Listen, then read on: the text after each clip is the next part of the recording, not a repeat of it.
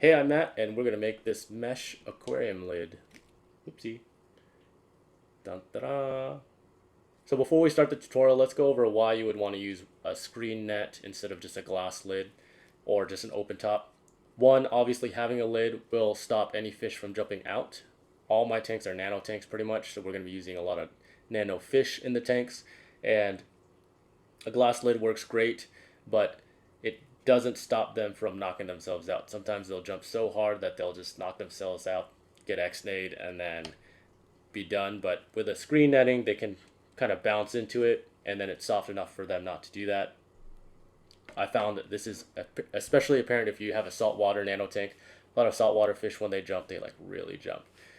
Uh, the second reason why we want to use a mesh netting instead of a glass top is because of temperature. So you can see here, this tank is 71.4 degrees without a heater, and the optimal temperature for aquarium plants is 70 to 72. And a lot of fish thrive in that temperature as well, even though it says they should be in like 76 degrees or something like that. That's really only for breeding. A lot of times they do great in that 70 to 72 degree range. So what happens when you have a glass lid is you can have kind of a greenhouse effect, and your temperature will rise, especially if it's like right now, which is springtime, summertime. Your tank in your house, or the temps in your house will go up, which means your tank temp will go up. And if you have a glass top, it's going to go up even more than that. The screen netting makes sure that your tank stays within the right temperatures because it allows evaporation to happen. So the water will evaporate through the netting instead of getting trapped by the glass.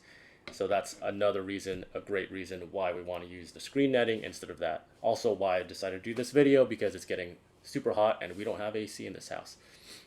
The last reason we want to use a screen netting like this one is because it doesn't diffuse the lights that we're going to use for the tank. Some of the lids you'll see, like the metal gridded lids that you can buy at a pet store or something, those are made out of obviously metal, they're black, and they're going to stop a lot of the light that's going into the tank from going in. They'll act as what we call a diffuser for the light, so it's going to change how the light reacts with your tank and how much light you're getting into your tank. Using a clear netting like this one will make sure it doesn't diffuse too much light, and then because it's clear, the light will also pass through the netting itself. If you're using the aquarium style netting, obviously the holes are a lot bigger, it's going to let a lot more light through, and then that is also made out of clear material, so that's not going to prevent the light from going through. It'll also let more light through than some of the glasses. If you buy just like shop glass, you'll notice it's not ultra clear. That does diffuse some light, and the netting is so thin that a lot of light isn't affected by that, so that's great too. All right, so that's pretty much it for why we want to make a screen top netting and why we want just to have a lid for our nano tank in general. Hopefully you liked the video. If you have any questions about anything after the video, let me know down below. If you liked the video, give it a like. Subscribe to the channel if you want to see more tutorials like this, because there's tons of cool stuff we can do. And I also think I'm going to bring over some saltwater stuff to the freshwater side, and clear lids like this is kind of a saltwater thing. I don't see it too often in the freshwater side. So anyways, here we go with that tutorial. Okay, let's go over everything you need to build this thing. So the first thing you're going to need is a window framing kit, or you can buy the stuff individually. But I think like Home Depot and hardware stores sell a whole kit for around 14-15 bucks. And the kit usually includes the framing here, which is just aluminum sheet metal. And usually comes in a long pole. Let me grab that. So it's just like one super long sheet that we're going to cut. And as you can see, I've already cut that down. Then we're going to need some window screening spline. This is just a large order. If you get the kit, there's going to be just enough for the entire length of the framing that it provides in the kit. You'll also need these corners. This is what attaches each piece together here, and they just slot right in, no glue or anything needed. They just push right in, easy peasy. A little bit of force, but not too bad there.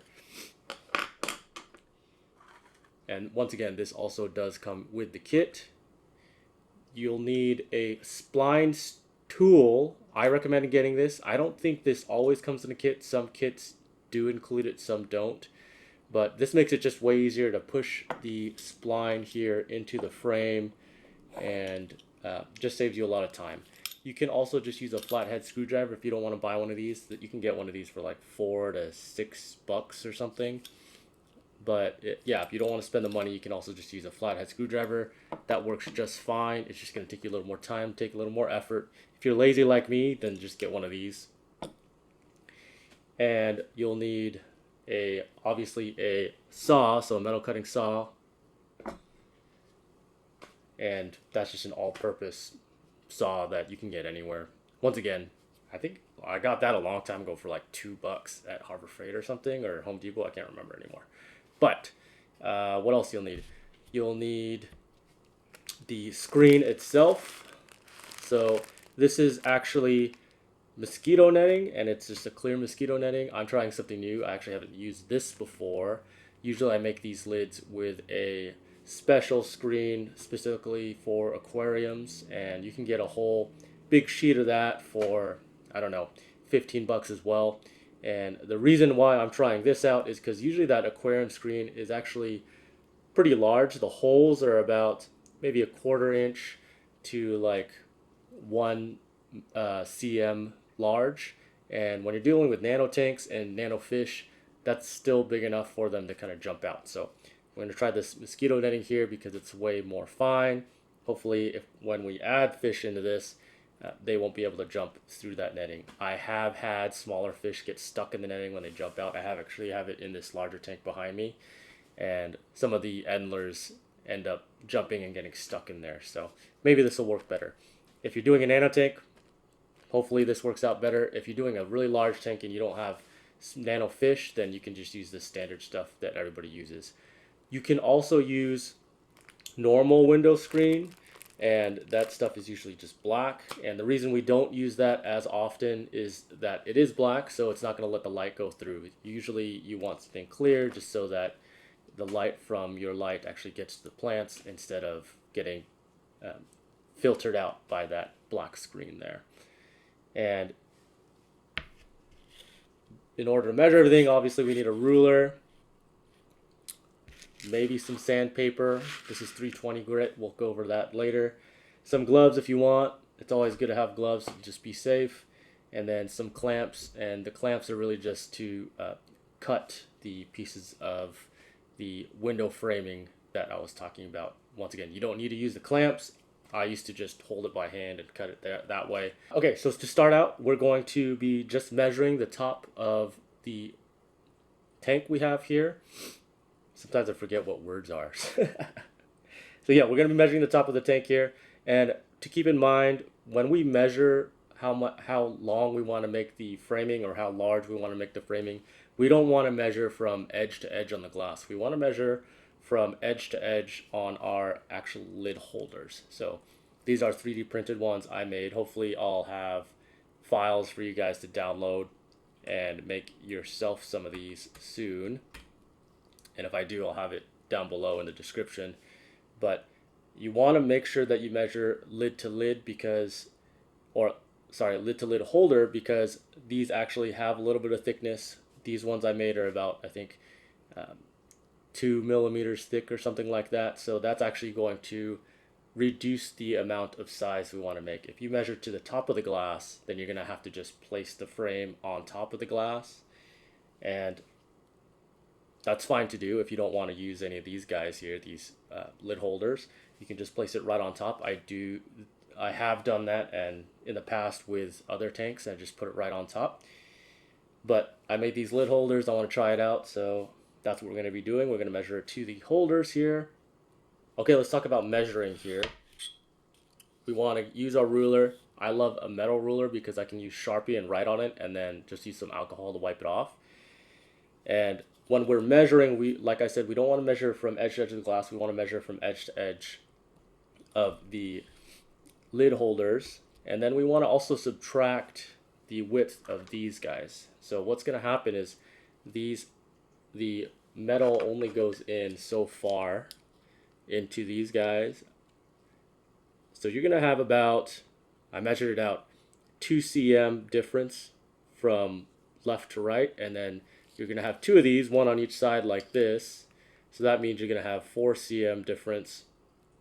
So when you're measuring, you're going to measure out your distance and then subtract 4 centimeters in order to get the length that you're going to need to cut. And I'll show that on close-ups of that here, just so that you get an idea. So really make sure you make your measuring perfect before you start cutting. Usually the kit provides more than you'll need if you're doing a nano tank. If you're doing a large tank, you might need to actually buy more of the screening and stuff, but that's up to you which tank size you're doing. So when we measure, we also want to make sure we're keeping in account things like filters here. So you can see we're using a hang on the hang on the back filter for this tank. That means our front to back is actually going to be a little smaller just because the hang on the back filter does take up room front to back. If you're using a canister filter with tubes, you want to make sure you're measuring for that. And you can make weird angles like L shapes and stuff by just utilizing a bunch of these guys. But I find it's better just to make one rectangle. It's a lot easier to spline it out if you just make a rectangle instead of making fancy shapes. So make sure you accommodate for filters, wires, all that stuff, and give yourself some gap there. Once everything's measured out, perfect. Quick tip for the measuring, I do like to use a Sharpie and draw where I'm going to be cutting. So I first measure out the actual size of the tank from lid holder to lid holder, and then I subtract the, what are these called, screen frame corners from that actual measurement, mark that out, and then I write cut just so I don't make any mistakes. And you're going to have 2 measurements, one for left to right and one for front to back. So make sure you do that as well. So let's talk about actually cutting the material. So this is aluminum. It's super easy to cut. I found it is easy to mark up the paint when you're cutting the material. And I'm not the best at cutting aluminum. I'm not really accurate when it comes to using saws and stuff like that. Some of you might have better tips to using it. But I like to just score the mark I made first by just pushing down pretty hard and then pulling back on the saw. That'll just give you a good score mark to start actually doing the full sawing motion. And then as you go through, you'll also notice that the saw kind of catches up sometimes. So with these multi-purpose saws, I usually just like to pull back. It seems to be easier to do, and because it's aluminum, you'll still make it through, so only pulling back motions and taking my time. And you really want to take your time, make sure you do it well. When you're cutting, it's a good idea to do this outside just because you're going to make metal shavings. You can wet the material with just some water and a damp cloth. And the reason we do that is just so that the metal shavings don't go flying off everywhere and you don't want to inhale that. Or you can use a shop vac and turn that on while you're cutting, and then it'll just go into the vac itself. Tip about cutting as well, when you do cut this stuff, you want to cut it from this direction. So you want to put your saw cutting this way instead of this way. If you cut it this way, coming into this and putting it down and having the spline area, sometimes when you're pulling back the saw, it'll catch and then bend this little piece of metal where the spline goes in. And you don't want to do that. If you cut it this way and come straight into it from top to bottom, just like this, then you're not going to have that issue. It won't bend out when the saw blade catches. Because to be honest, 9 times out of 10, the saw blade's going to catch on the sheet metal. That's fine. That's normal. You just got to work with it. Once we're done cutting, we're going to be sandpapering it down. This stuff does get pretty sharp because we did cut it. So I like to use some sandpaper. You just place the sandpaper down, put some water on the sandpaper, and then we're just going to sand down the edges that we cut because they can get pretty sharp and you don't want to cut your finger on that later on down the line. And once your cutting is done, you can start putting everything together. So once again, I already pre-cut everything here. I'll show you how these go together. You can see that these have teeth here. And what that does is fit directly into the edges of the framing here. So what's going to happen is these really only go in one direction. You'll see that the opening of the framing isn't a direct. Let's get a better piece for you to look at, just because the metal bent in. Here we go. So you can see the opening of the framing is actually a specific shape. It's not just a rectangle. There's a little bump in the opening, and that's for these teeth to groove into. So take our corner and slot it in this way so the teeth go into that open slot, and then we're going to push. I'm wearing these gloves. You should wear better gloves than I do. But we're going to push these together. Do not use a mallet or anything to hammer this in on this end, because you will bend this, and it is just aluminum, so you don't want to deform it. It's way harder to get it back in shape than just taking your time. If you feel like you can't push it in on your own and you need some leverage or something, what you can do is just take a towel. I don't have a towel with me. Just take a towel, wrap it up, push it against the table like this, and then just push down. And the towel is really there just to protect your hand and make sure you don't cut your hand open. So you just put the towel on top, push down like that. Once these are in, they'll be flush. And then before we put it all together, it's a good idea just to take it, make sure it fits, because it's easier to take these out if they're only in one. If you put the other one on, it's way harder to take out, I found. So we're going to dry fit it. That looks good. It's called dry fitting because we're not gluing it down. This won't be glued down anyways, but woodworking terminology that I know very little of, but dry fitting, fancy words. All right, so we're going to take this, put it in our lid. Looks great. Still have a lot of clearance for this filter here. Then we're going to take our longer piece, do the same thing. What I'm grabbing, I'm not squeezing super tight because I don't want to bend this in.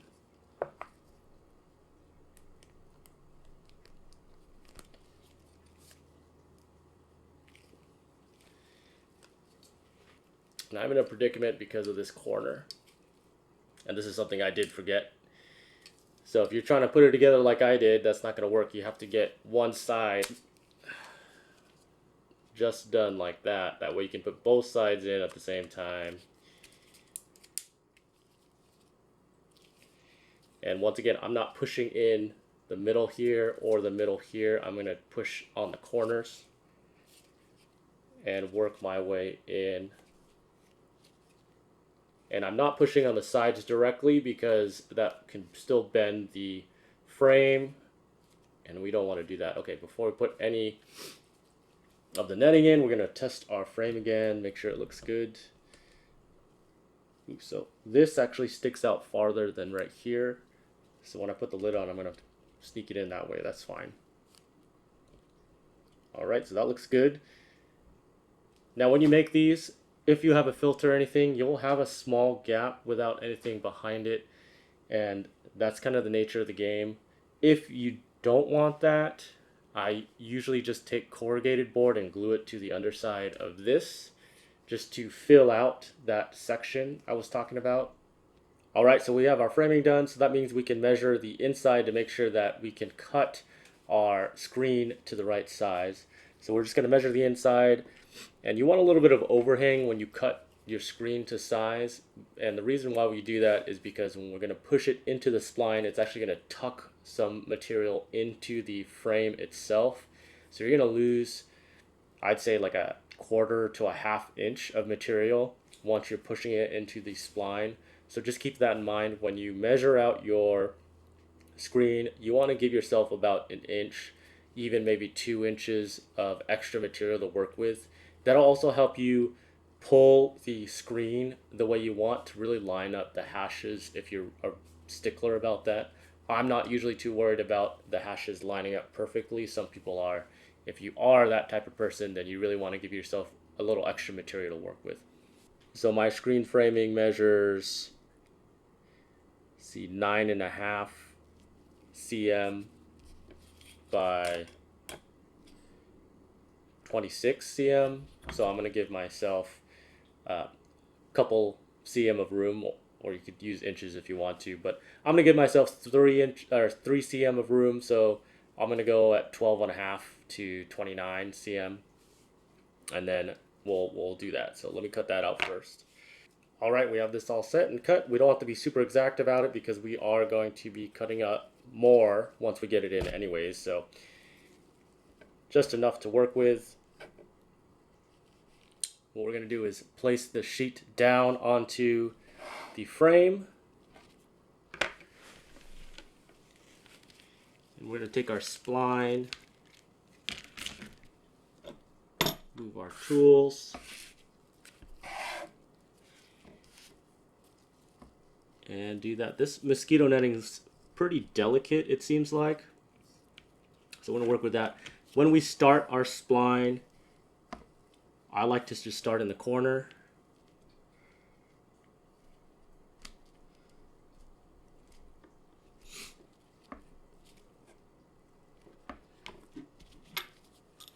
Really make sure that corner's pushed down. This mosquito netting is delicate, so I have to be really careful about it. The other netting I was talking about earlier isn't as delicate, so you don't want to be jamming super hard in there, but you do want to make sure this corner's in pretty well.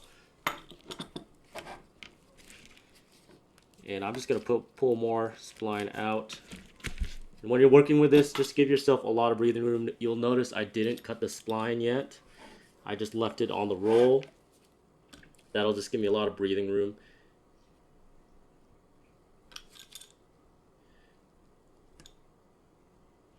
And when we push our corner in, I'm using the flathead section of the spline tool, and I'm just really pushing it down, making sure that stays.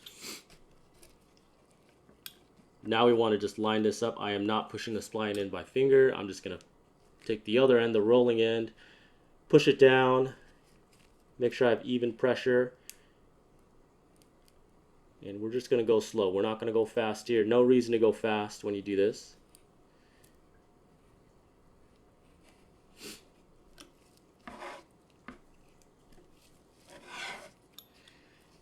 All right, so there's one end. When we got a corner, we're going to fold this in a little bit. And then once again, we're going to take that flathead section or our flathead screwdriver and just push the corner in. This is the most critical part. Usually this is where a lot of people break their screen. Or I should say a lot of me's break our screens. Once we have that corner in, I'm going to push with that roller section again and make sure I just have a little section there to help the corner make its roundabout and make sure that stays in. That looks pretty good. Now I'm going to pull this back.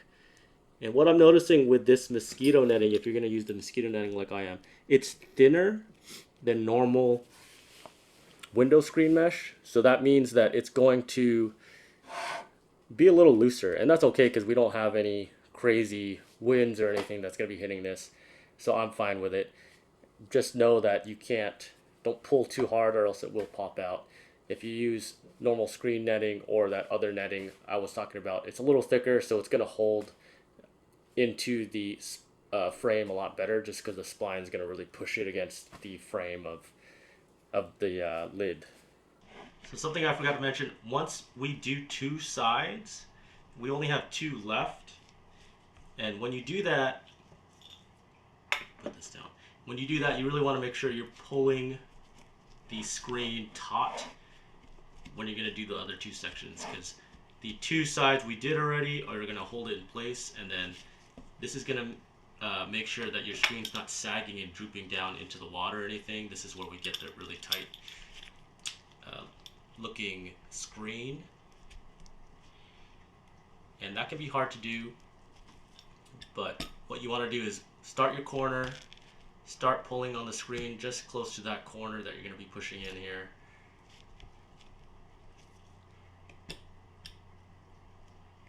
Once again, we're going to take our time. We're not going to rush this part.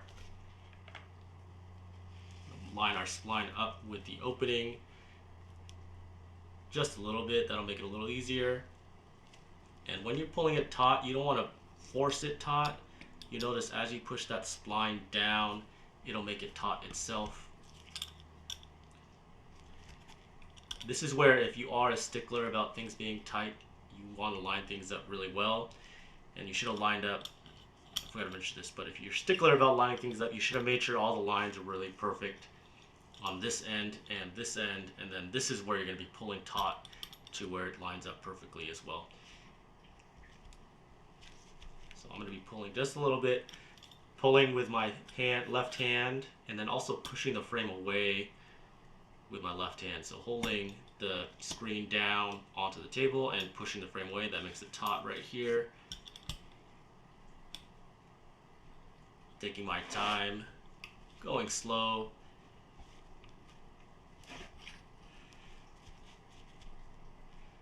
Once I get one section done and that's tight, I'm going to move my hand and come down. Once again, I'm letting, if you can see me push down, I'm letting this slip out of my hand a little bit as I'm pulling it tight, because I don't want to rip this mosquito netting. It will rip if I pull super tight. So just a little bit of retention there.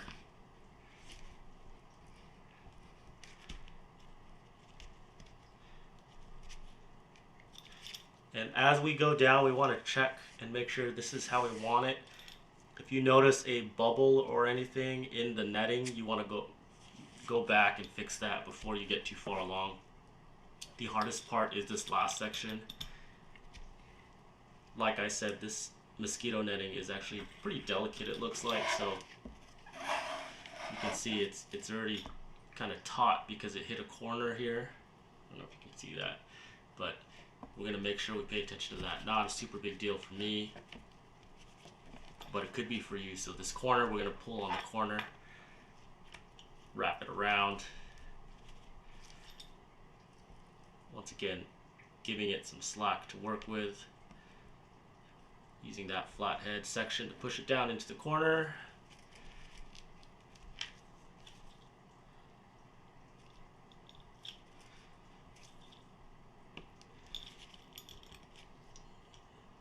Taking our tool, make sure everything's taut. And this last section, I'm going to take my time. I'm not going to pull on this the screen here because it's already taut. I need this screen to slack from the outside in. If I try to pull the outside section tight, it's just going to rip the inside because there's no more room for this to bend out. So the screen needs some slack, and we're going to give it slack from the outside.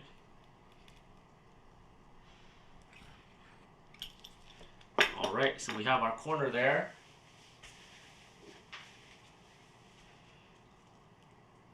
I'm just going to take my scissors and snip the corner, making sure not to snip the screen. And then we can push in that corner with our flathead section. Alright, there it is. Okay, we have our screen in. Everything looks great. It's tight on the frame, so it looks really good. Now we're just going to cut off this end piece in our working section. I like using the curved scissors, aquascaping scissors, just because I can get a good angle. If you use flat scissors, you can do that. I just find you can't cut as close to the spline as I'd like, but keeping in mind that you do want a little bit of overhang from the spline just to make sure that, you know, if you actually drop anything on here, you have a little bit of working fabric if you need to push that spline back in. Once again, just take my time making sure I don't rip the inside.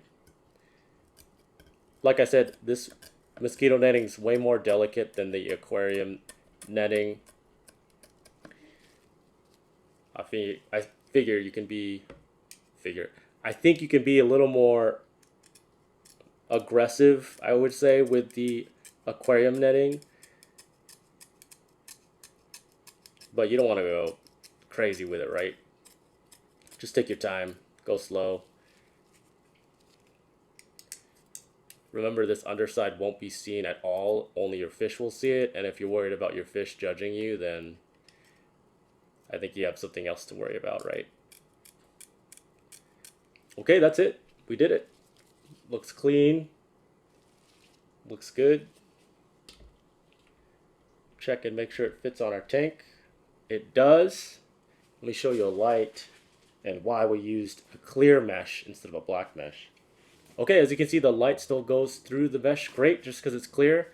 I have it sitting on the mesh. You don't want to do that. You like get a light that fits your tank, but I don't have one for this tank right now just because it's on my tank stand and I use a different type of light for my entire stand. But purpose is you can see the light go through the mesh great.